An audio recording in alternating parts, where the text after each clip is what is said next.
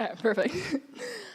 I've been called emo and goth countless times, often followed by barking or a rendition of Cut My Life into Pieces. To them, this is an insult, merely constructed to make fun of my appearance.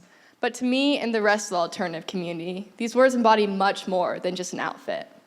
While people laugh when I say that goth, punk, and even emo are subcultures, they are, and they stem from underground music and movements in the 70s and 80s. I'll be using the term alternative as an umbrella word for them. Ever since 4th grade, I've been a perfectionist when it came to academics. I made it my goal to get all hundreds in math class until 5th grade, which I achieved until 5th grade when I got a 95 on a homework assignment, and I cried. School was always something I could do. It's not like it came effortlessly to me. It didn't. I had to spend countless hours studying and put my schoolwork before everything else. Whereas my sisters were far more talented at sports and theater, I felt like all I had were my grades. The more I felt like all I had to myself, the more I came to dread school. I was obsessed with my grade, but there was no love within my pursuit of them. I came to find this healthy obsession and love within the alternative scene, which has encompassed my life, whether it be from the community and confidence I found at punk concerts, or the creativity and passion I found in my clothes and jewelry business. Here's a collection of videos I've taken over the past few years that show my experience in the scene.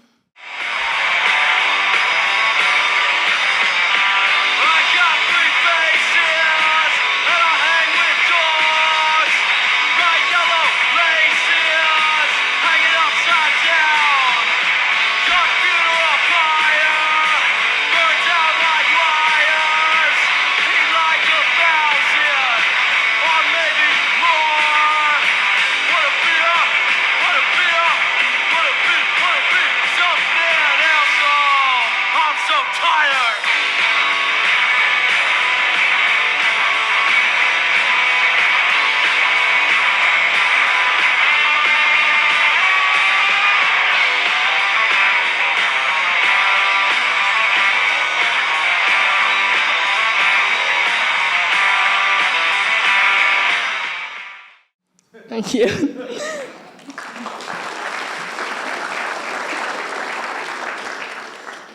I've always loved creative projects in school.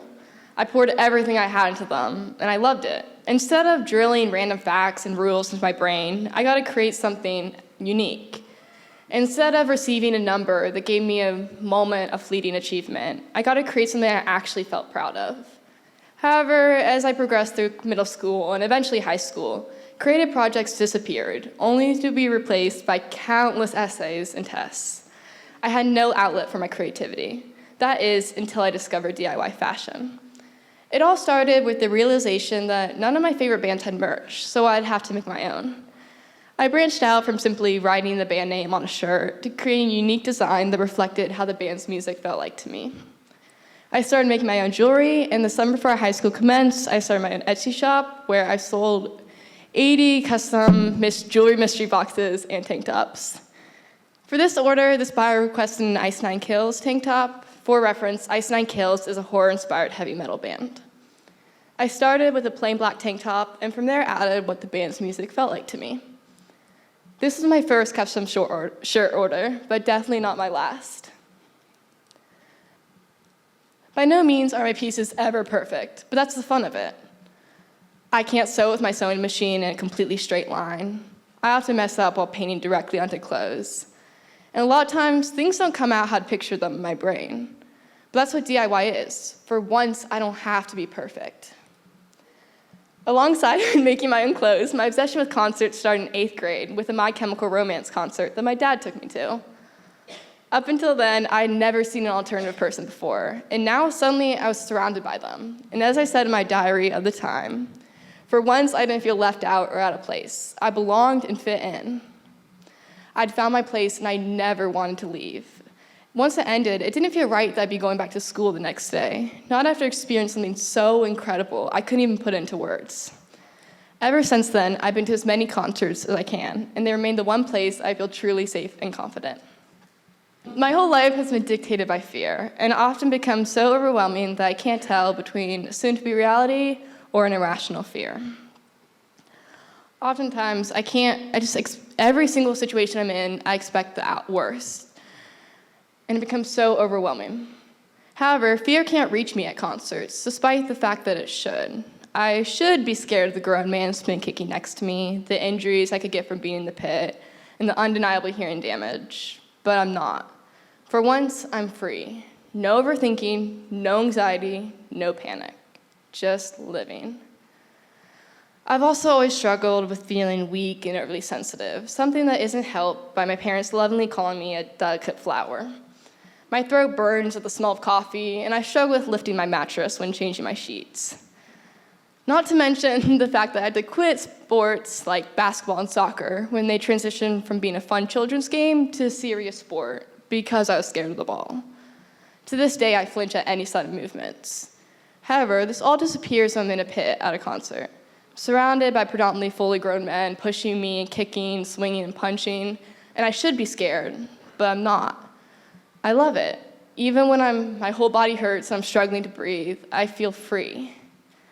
I struggle with feeling free in my body outside of concerts. The way I walk, talk, sit, and even sit never feels quite right. Forget dancing. My movements are always too stiff and awkward, my back too hunched, my voice too masculine for a girl. Forget dancing. However, when I'm listening to music, everything falls into place, and I finally feel free and comfortable in my own body. Maybe being emo hurts me, but that's all I truly love about myself. It's what I wrote in 8th grade, referring to how I felt like my abnormal style was polarizing and isolating me from other kids in my grade. Therefore, for 8th grade, my sister lent me some of her clothes to wear for a week. While I still look slightly out of place in my short hair and eyeliner residue I could never get off, I otherwise blended right in with my sister and the other girls in my grade.